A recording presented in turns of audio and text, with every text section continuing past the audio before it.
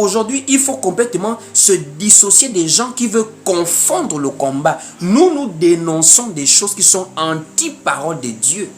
Aujourd'hui, la parole de Christ ne nous dit plus de payer la dîme. Aujourd'hui, la parole de Christ ne nous enseigne plus de faire des sacrifices comme les Juifs faisaient. Les prémices, les sacrifices particuliers comme les Juifs le faisaient. Mais dire que dans l'église de Dieu, Dieu lui-même pourvoit. Alors montrez-moi dans l'église, dans Actes des Apôtres, où Dieu a ouvert le ciel pour faire voyager Paul.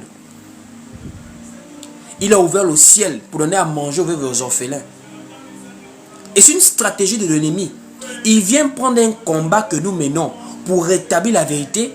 Il vient en même temps utiliser le même combat pour fragiliser les vrais serviteurs de Dieu aujourd'hui. Voici pourquoi beaucoup de personnes sont devenues des grands avares. Ils sont même là. Ils vous disent Amen. Mais chacun gère sa vie. L'avarice qu'ils ont là, c'est le même avarice qu'ils ont dans leur propre famille. De nos jours, regardez les familles. C'est le chacun pour soi. La tante s'occupe que de ses propres enfants. Voici pourquoi c'est aussi un système occidental qui est arrivé. C'est maintenant la tante. Nous, dans nos valeurs, on n'appelait pas tantine, on appelait maman. La soeur de ta mère, c'est ta mère. Le frère de ton père, c'est ton père. Il te garde comme si tu étais son propre fils.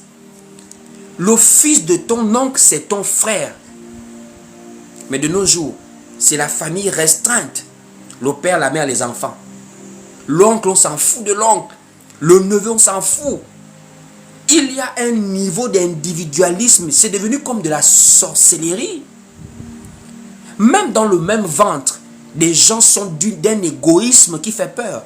Quelqu'un travaille. Il peut aider ses petits frères. Elle peut aider ses petites sœurs. Ça veut dire le même ventre, même père, même mère, des gens font maintenant l'effort de rester en haut pour mépriser les autres.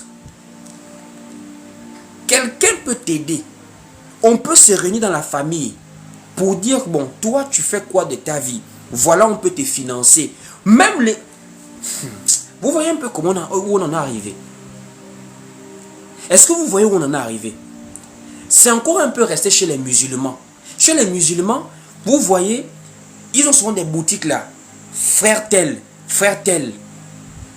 C'est-à-dire, même les commerces, c'est en groupe qui le font.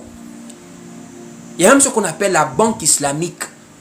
C'est-à-dire, plusieurs personnes se sont réunies pour mettre en place une institution qui finance des activités pour ceux qui sont musulmans. Mais nous, dans l'église, ou encore même dans beaucoup de familles africaines, le grand frère a réussi, il ne peut pas vouloir aider les autres. Non, on va déposer les dossiers, faut paresseux. Alors qu'il même il sait que le chômage frappe. Ce n'est pas une affaire d'un pays, c'est à l'échelle mondiale que le chômage frappe. Nous sommes dans des temps extrêmement difficiles. Même les économistes dans le monde entier sont en train de parler d'une crise même qui est en train d'arriver.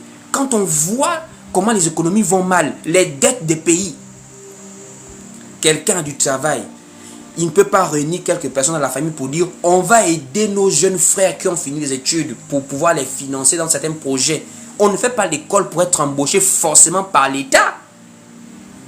On n'est pas intellectuel parce que c'est forcément l'État qui doit nous embaucher. On est intellectuel parce qu'on doit créer aussi des richesses. La vraie économie n'est pas gérée par la fonction publique. La vraie économie est gérée par les économies privées, par des entreprises privées. Ceux qui tirent la croissance économique, ceux qui embauchent. Ce sont eux qui parfois même financent beaucoup de choses dans l'économie d'un pays. Mais nous, non.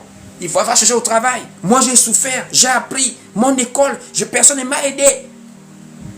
Pourquoi? Il veut que quand il y a un décès, c'est lui le seul qu'on attend pour faire la réunion. C'est de la sorcellerie. C'est de la sorcellerie. Et c'est ce qu'ils ont amené dans l'église. Dieu pourvoira. C'est d'une manière de tordre l'évangile. C'est une manière de tordre l'évangile. Et ce sont les mêmes gens qui aiment à chaque fois, quand il y a la parole. Non, le live. Non, la réunion. Amen. Frère, tu n'es plus en live. Frère.